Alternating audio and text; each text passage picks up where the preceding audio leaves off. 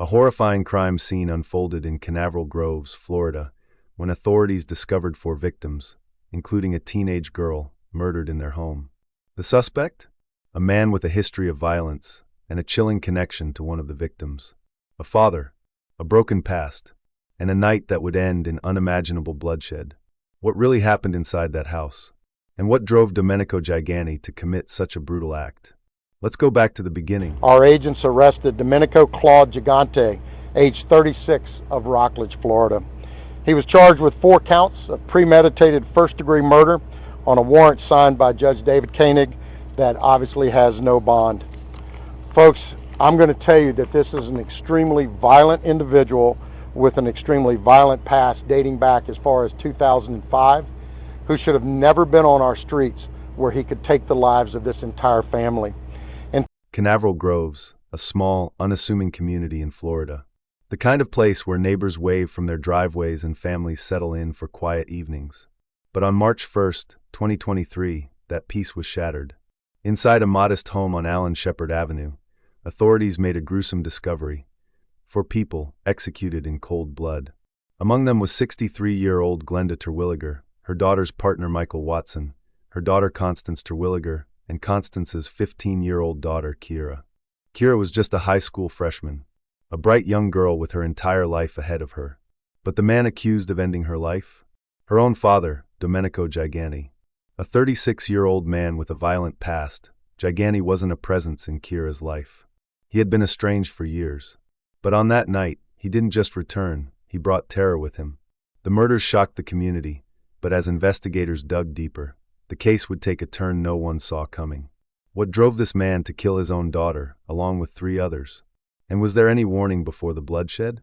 The answers lie in the dark past of Domenico Gigante.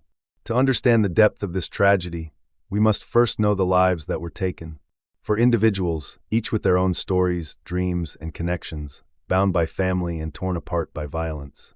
Glenda Terwilliger was the perfect retired doting grandmother.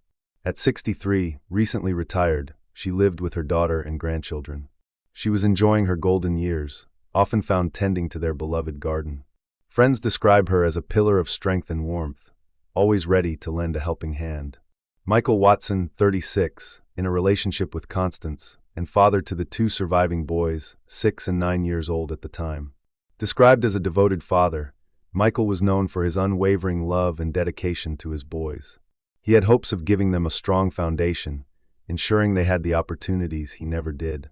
His tragic loss left his sons without a father, and their pain was only just beginning. It was one of these 2 boys who made the initial video call, a call we will return to later. Constance Terwilliger, Glenda's daughter, was a talented artist at 35. Her paintings, full of life and color, were a reflection of her free spirit and creative soul. She had a unique ability to find beauty in the mundane and was working towards her first solo exhibition. But her most cherished role was that of a mother. Constance was raising 3 children, her teenage daughter, Kira, from her relationship with Domenico Gigante, and 2 young sons from her relationship with Michael Watson. She loved fiercely and worked hard to provide for her family, always putting her children first. Kira, the youngest victim at just 15 years old, was a high school freshman with a passion for music. She dreamed of attending a prestigious music school and often shared her performances on social media, where friends and family showered her with support and admiration. On the evening of February 28, 2023, the Terwilliger household was filled with the usual warmth and laughter. Glenda was preparing one of her famous family dinners, Michael was checking in on his sons, Constance was adding final touches to her latest masterpiece, and Kira, while sick, was rehearsing for an upcoming recital. Unbeknownst to them, this would be their last evening together. As the night deepened, they retreated to their rooms, the comfort of routine wrapping around them. But in the early hours of March 1st, their lives would be abruptly and violently cut short. As the clock approached 1 a.m., a shadow loomed outside their residence. The events that followed would not only devastate a family, but also send shockwaves through the entire community. At approximately 1:30 a.m., a chilling call was made, not to 911, but to their Uncle Patrick, Constance's brother. One of her boys, desperate and afraid, video-called someone they trusted.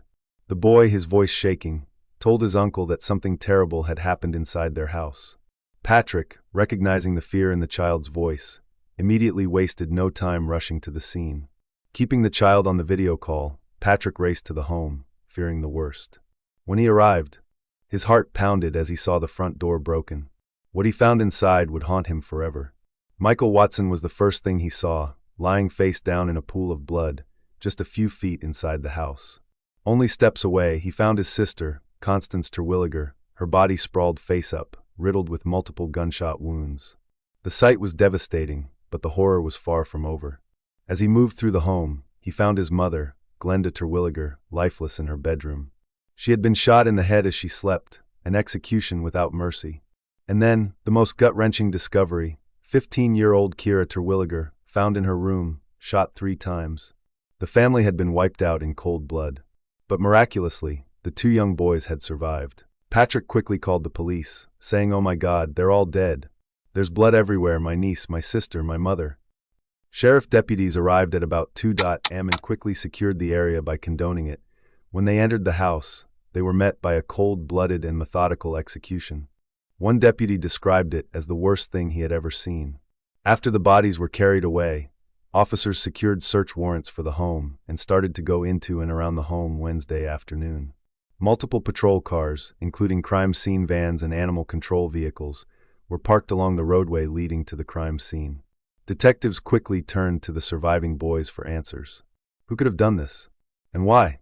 Detectives noted the signs of forced entry, suggesting that the suspect was not let into the home. The positioning of the bodies and the methodical nature of the attack indicated an execution-style killing, one carried out with precision and intent. With the crime scene secured, investigators began piecing together the events leading up to the horrific murders.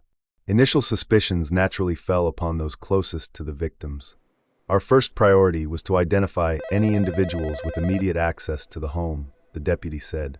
Patrick, the uncle who discovered the bodies, was initially a person of interest.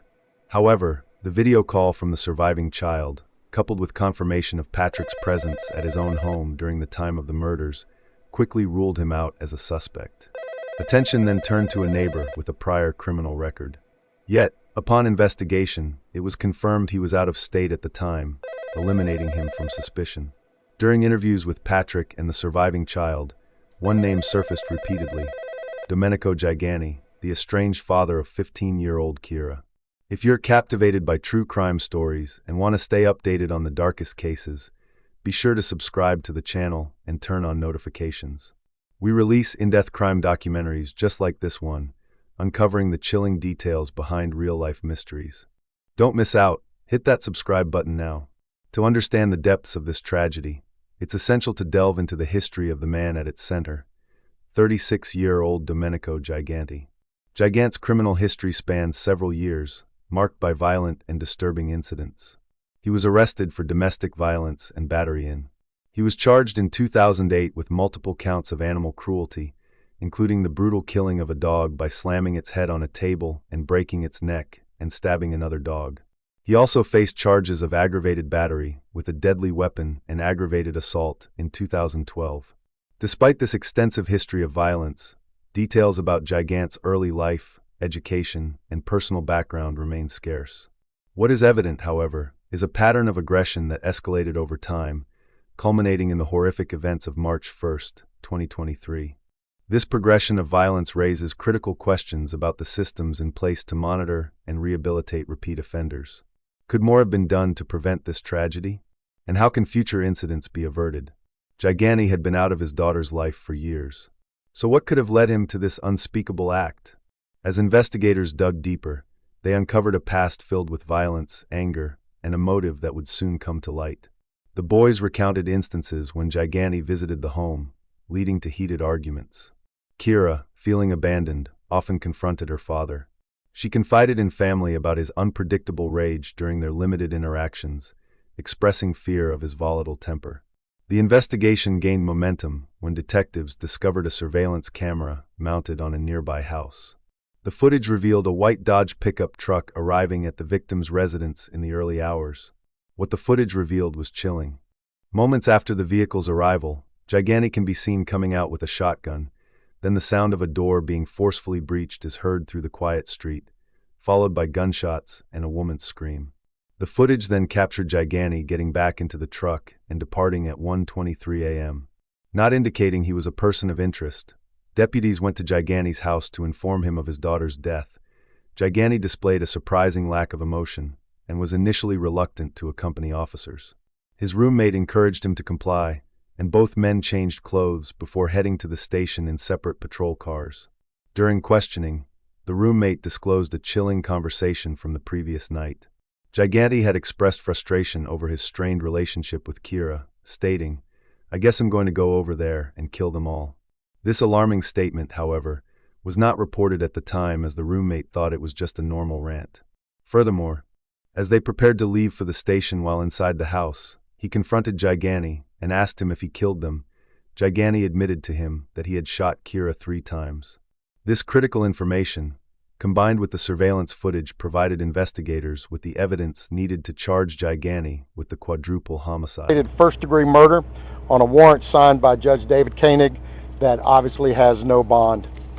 On March 1, 2023, the Brevard County Sheriff's Office arrested 36-year-old Domenico Gigante for the brutal murders of 4 individuals at a residence on Allen Shepherd Avenue in Canaveral Groves.